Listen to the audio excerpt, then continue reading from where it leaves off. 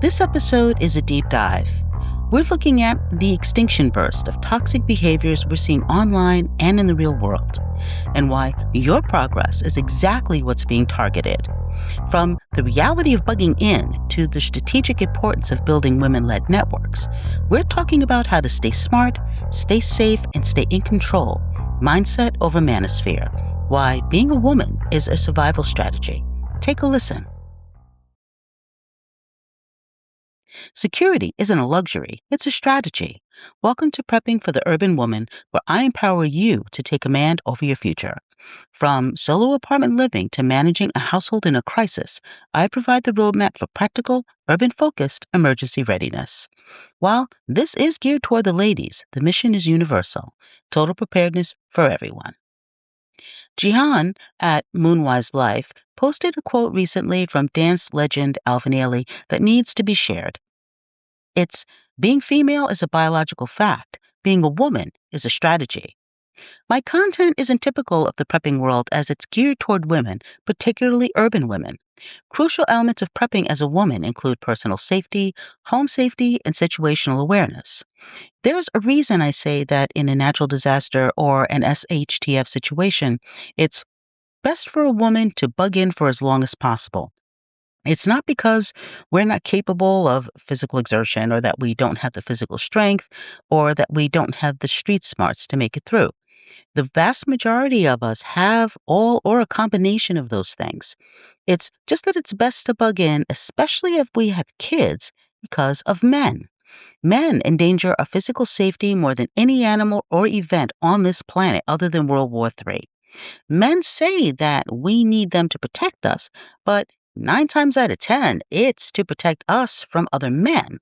And then they can't understand why we keep picking the bear.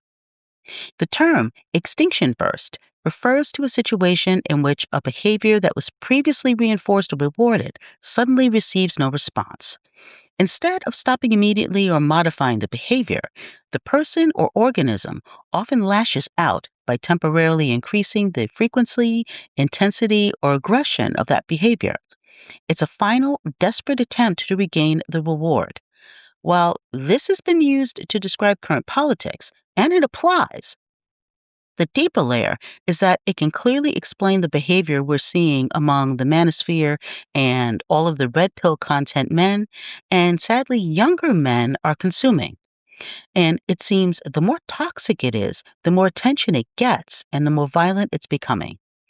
I've had a couple of episodes where I've discussed this in the past, but seeing that there are videos now training men on how to attack a woman should she reject him has made me realize I do need to talk about it more. And women who maybe are trying to ignore it all or think it doesn't affect them, pay more attention. Preparedness is about more than stockpiling rice and beans. I'm always appreciative to receive nice compliments from people who question why I don't have more views or followers when the information I'm providing is so important and valuable. Sure, I would love for what I'm doing to be seen more widely, and I thought for a while that maybe it was because I stayed faceless for so long. But the truth is, it's probably because I don't put out manipulated thumbnails that don't represent what the video is actually about, and I refuse to put up rage bait or clickbait. But others do, and it's the type of stuff that fuels the negative pipeline of angry men. It gives them more of an opportunity to indoctrinate other men who think the harmful and potentially fatal ideologies they're absorbing will relieve them of their loneliness. Recently, there was a book written about the manosphere and the toxic male podcasters, and as if these types need more of a platform than they already have. I just heard that Andrew Tate is now the most subscribed account on Substack, which sadly is not surprising. As I said in my last video, at this time in our history as women, we are increasingly under fire for existing and wanting control over our lives and bodies. We have to actively choose the mindset and things that empower us, no matter how hard they're trying to disempower us. The draconian laws regarding a woman's right to choose and promises to make it more extreme, such as in states like Tennessee. The latest crock from the Heritage Foundation, released, I believe, January 6th, states that the biggest threat to the patriarchy is educated women, and they are doing everything possible to hamper our access to it. And they wish to force unmarried women with children into marriage boot camps. Ladies, this is a second open book test. Let's not fail it this time, okay? That'd be great. They already got rid of DEI, which I'm sure a lot of white women found out that it affected them more than it did black and brown people when they were shown the door. And black women, the most educated demographic in this country, 300,000 of us since this administration has lost our jobs. 300,000 of us. They removed nursing, clearly a field dominated by women, as a skilled profession. So if you're a nurse or want to become one, your financial aid has been decimated. They're already pushing AI to become teachers, another female heavy profession. Speaking of AI, as I warned in 2024, the first jobs it's going to take over were going to be administrative, which are jobs mostly held by women. They want to eliminate divorce, and we've all heard how many men want the 19th Amendment abolished, so we no longer will have the right to vote. The issue is women have progressed, but many men have not or have flat out devolved. I've said it before, and I'll say it again. Our progress gives the one thing middling men, those barely educated men who are unskilled and who can barely support themselves, wish we didn't, and that's choices. We aren't choosing them and they don't like it. So, doing these extreme things, literally stripping away years of progress and voting for those who will happily take it, they feel is their only way instead of perhaps trying to become better human beings. I believe a lot of men voted the way they did and hold the views they have because they saw the opportunity of putting their boots back on women's necks. They they're willing to burn it all down for an opportunity to get a wife without doing anything reasonable to obtain one, such as, I don't know, not being an idiot, not being cruel or abusive, have some house training, actually wipes his butt, and understands that sleeping on the floor is not appealing. I believe that they have the expectation that if they ride out all of this current hell, women will be beaten down and so disempowered that they have to settle even for the lowest of men. These men want that 1950s life, but the cost of living was much lower then, and they don't make the money it takes to support that lifestyle now. And it's not about being rich or that a woman is a gold digger if she doesn't want to live one step above a tent in the woods. It's about men allowing themselves to be manipulated so badly by elected officials, the scams, and the macho media that they put themselves in a position where they have even less money to afford the life they feel they're entitled to.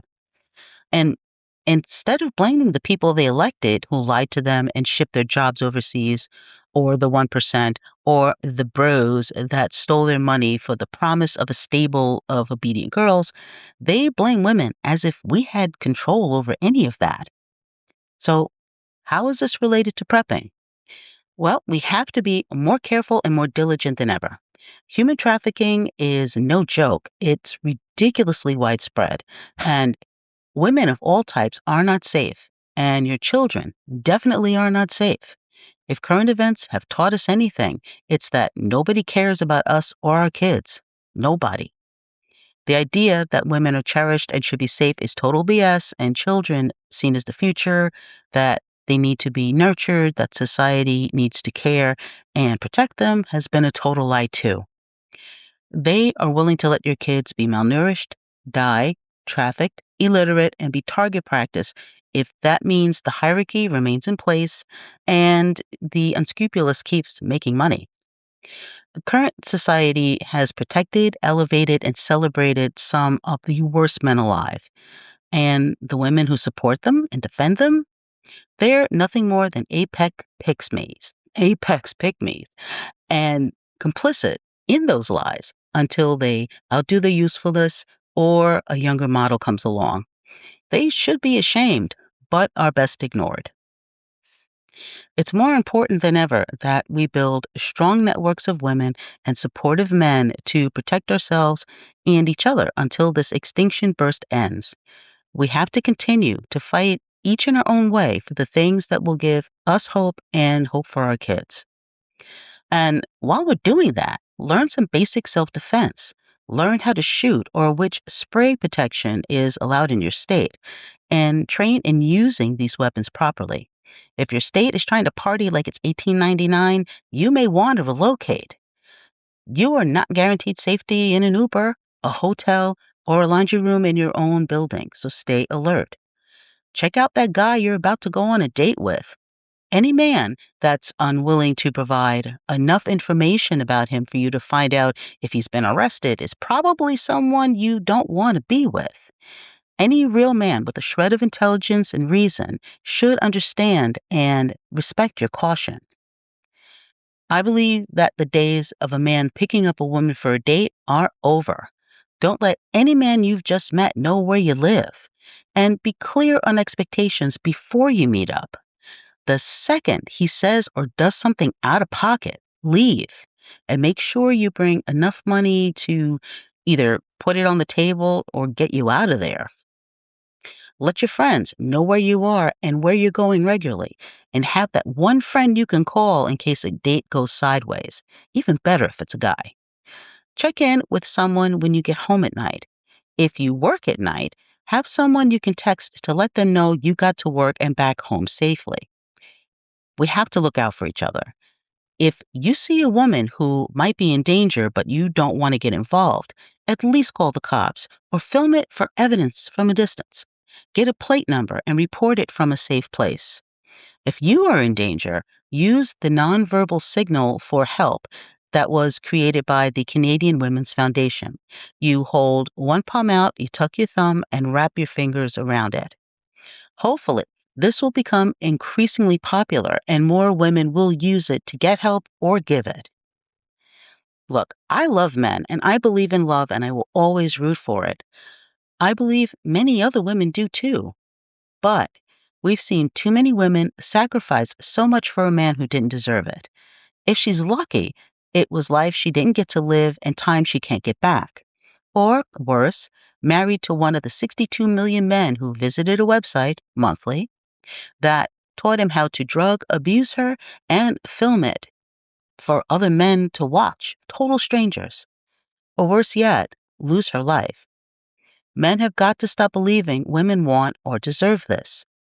It isn't true.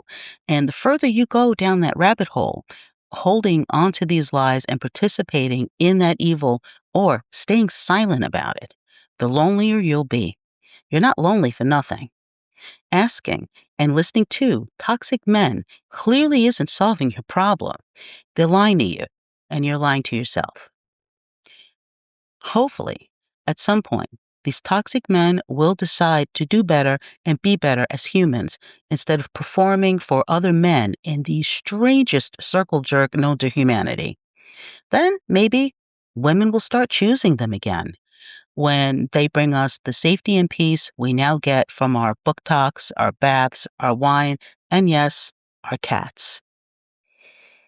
Thanks for listening. If you enjoyed this episode, like, share, follow, and subscribe to my YouTube channel and my Substack. Be safe out there. Be careful. Until next time, this is the Urban Lady Prepper signing off.